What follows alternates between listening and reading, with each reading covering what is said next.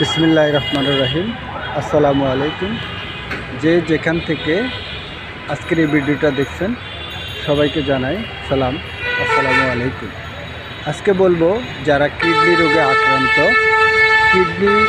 রোগে আক্রান্ত হয়ে বিভিন্ন জায়গায় আপনারা এই কিডনির সমস্যা নিয়ে ভুগতেছেন এবং বিভিন্ন ডাক্তার দেখাচ্ছেন, তারা বাংলাদেশের সুনামধন্য শেরেবাংলা নগরে, ঢাকা শেরেবাংলা নগরে আপনি এসে এই সরকারি হাসপাতালে কিডনি বিশেষজ্ঞ বড় বড় ডাক্তার আপনি দেখাতে পারেন।